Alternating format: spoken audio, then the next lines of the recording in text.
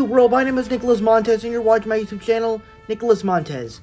Welcome back to another YouTube channel. For everybody, I'm so excited to have y'all back here together again.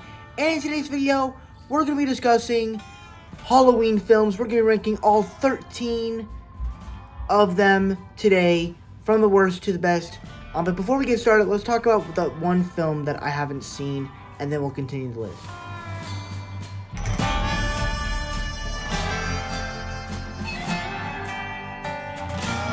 Alright, now let's start with the ranking.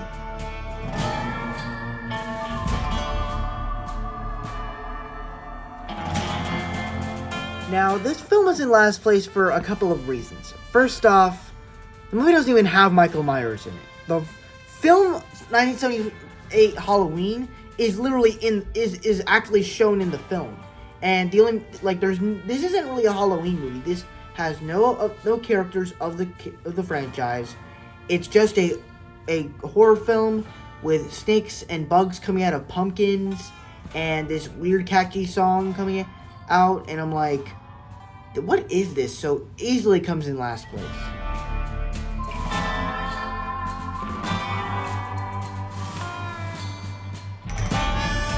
Now, as this movie has Michael Myers, once again, this is just another stupid film from the franchise, as you kill off Laurie Strode, she kisses him, and you basically just get a bunch of these dumb characters, which I didn't really care for.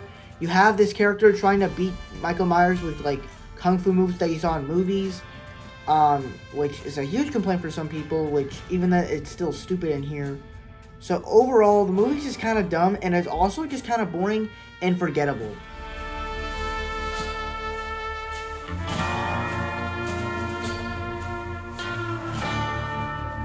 So this was a film that I thought was actually pretty interesting, as it kind of created this whole storyline involving Loomis being hurt, and he also just kind of got some bad stuff going on.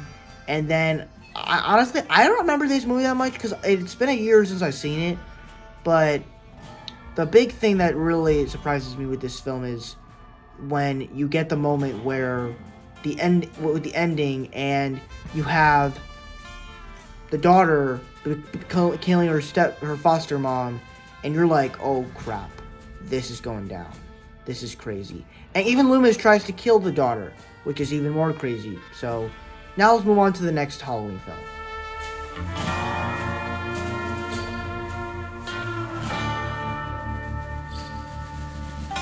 Now, this was a film that I actually did kind of like, but if I'm being honest, the movie kind of has a lot of ideas going on.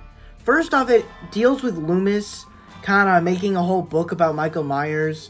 Then, it also deals with, like, Laurie being in the hospital, and you have, like, her becoming bad at the end, and you do get some solid Michael Myers kills, but, I mean, it's like, they really muscle him up a lot, and the story itself just feels very weird at times. So I don't even know why I kind of like this movie, but there were parts of it that I thought were kind of good.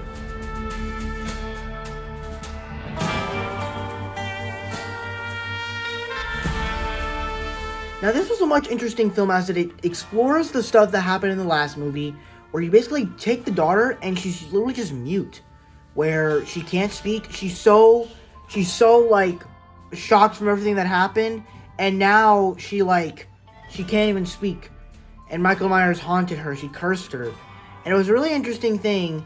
And so overall, I actually really like this movie.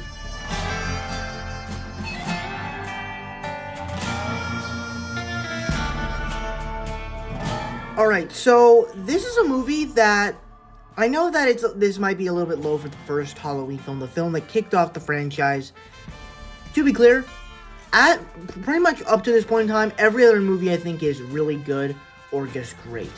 And this is just another one of those films that I think is a great addition to, that I think is a good start to the franchise of Halloween now. Much like the iconic movies like Jurassic Park and Back to the Future, this is another one of those overrated movies where everybody just concurs this as one of the best horror films of all time. For me, that actually goes to Orphan. Just saying. But Personally, there are some good things in this movie. First off, the iconic score. Dun dun dun dun dun dun dun dun dun dun dun dun. Just the score from this film is absolutely iconic. I think that as it goes along with each movie, it gets a little bit better. Like, I think the newer ones with Halloween 2018, Halloween Kills, I think they find a new way to really make it really good. And with this one, this is definitely the best of the bunch, as it's the original one.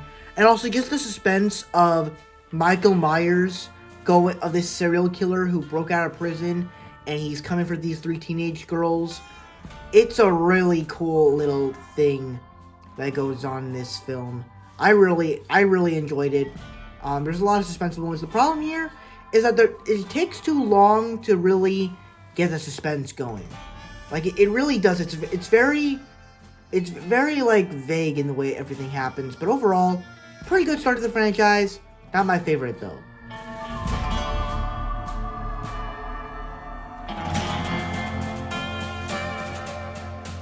Alright, you're probably gonna be surprised as to why I put the sequel to Halloween above the original film.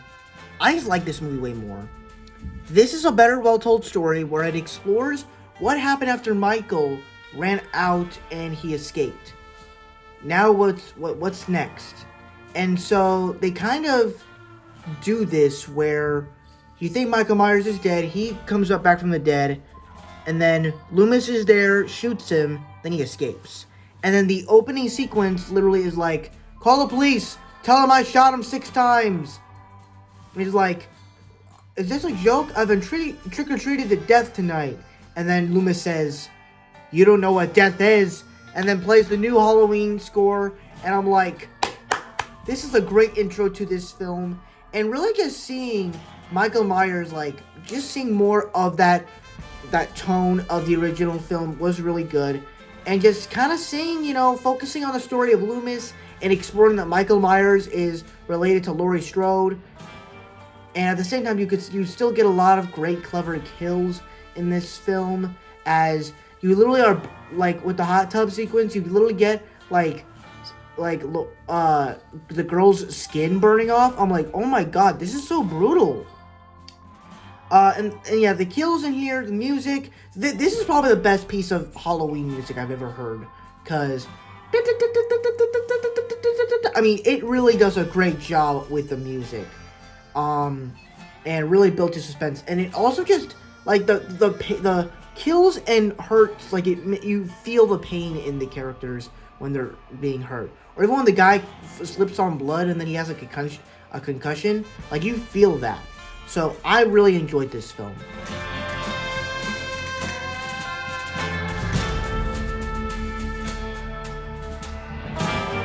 Now, this is actually an interesting film that kind of does what the Halloween 2018 film did, except it is a much more older version of that, where this film explores Laurie Strode in her, like, 30s or 40s. She has a kid, it's in high school, and, she's still kind of scared for all the stuff that happened with Michael Myers. And what also I really liked about this film, and a lot of people, I don't think anyone else really did, the movie actually has, like, personal stakes. And part of what makes the movie so compelling is, like, the director really has a good job of, like, making you care for the characters, making you care for them as they put them in situations where it's like, this character is probably gonna die. Excuse me.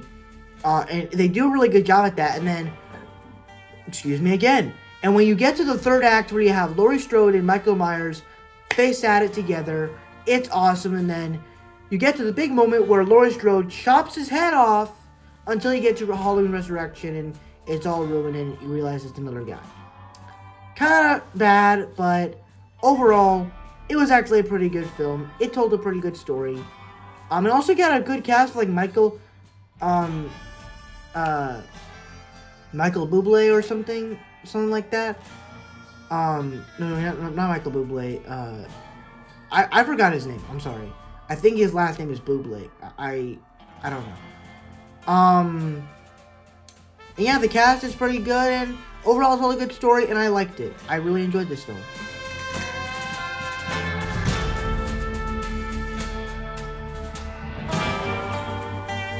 Now, for me, I really thought this was a great Halloween film. I loved all the kills that we got. There was a bunch of great kills in this film. But the story with Corey, I thought was probably the best part about this film, where they really explored this character, like the opening sequence where he accidentally kills this kid.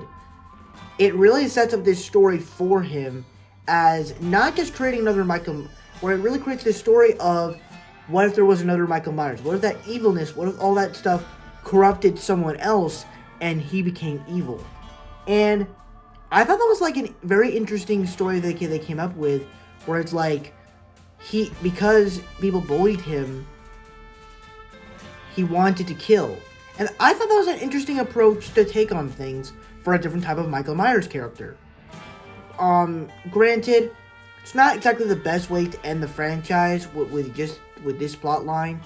But when you get to the finale and you finally kill Michael Myers and he goes through the meat grinder, it's absolutely satisfying. So, I loved this movie. Wasn't the best conclusion to the franchise, though. The death of Michael Myers definitely was the big payoff, but the conclusion to the franchise wasn't the best, though.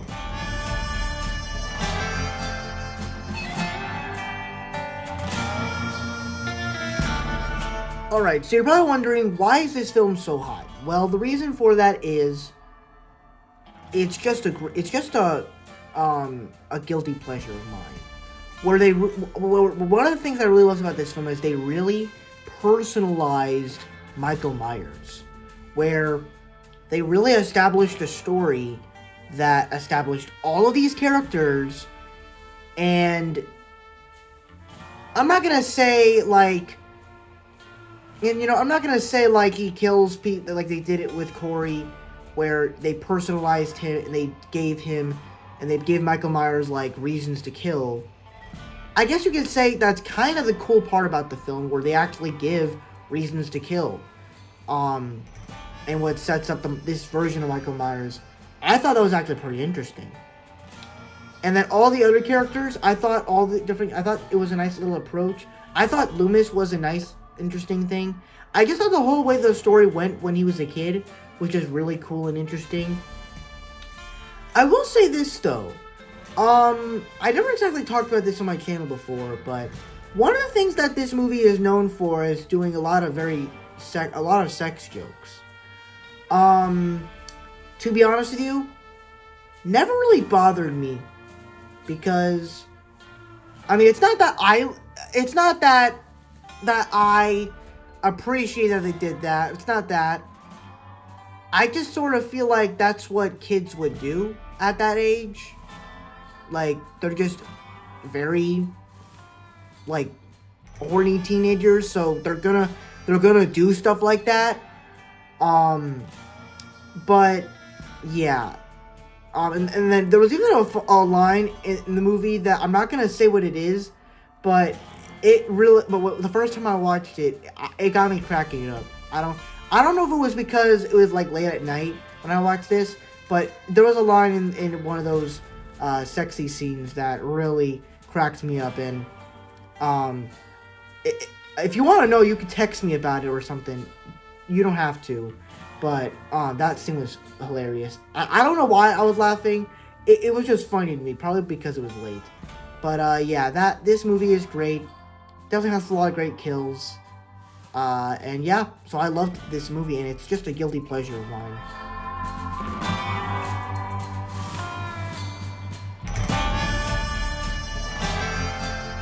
Alright, so for me, much like Halloween 2007, this is also another guilty pleasure of mine. Now, I'm gonna admit, this movie has a lot of issues, lots of character stuff, definitely a lot of stuff with it that's wrong about it. But personally, when I watched it, I just had a lot of fun with it. Like, it's kind of like Coming to America, where it's like, I was having such a fun time with that movie. It's like, I cared about the characters, but I was also just having a fun time seeing this story again. Like, that was the fun part about it. And this is another one of those movies where I was like, I was just enjoying it for the kills. And I had a lot of fun with it. Just seeing these characters again. Seeing all these stories play out was actually really good. Now granted, the way that they did transitions was also bad. Some of the character arcs, not the best, but... And I think certain situations with certain characters I thought was great. I liked how they actually brought the lady that got stabbed in the throat by the glass pipe returned back in Halloween Ends. I didn't realize that until someone mentioned it. So that was interesting. But yeah, the kills, absolutely vicious. This is such a gory film, a grisly film.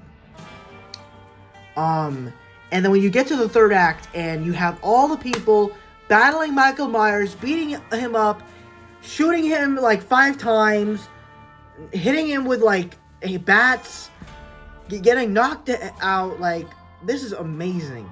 And then he all of a sudden is fine. He grabs his knife and then kills everyone. And then he kills Judy Greer, Laurie Strode's daughter. And then also, much like Halloween 2, Laurie Strode is in the bed the whole time, which is kind of disappointing, but at least we got the third act in Halloween Ends. So that's my review for Halloween Kills.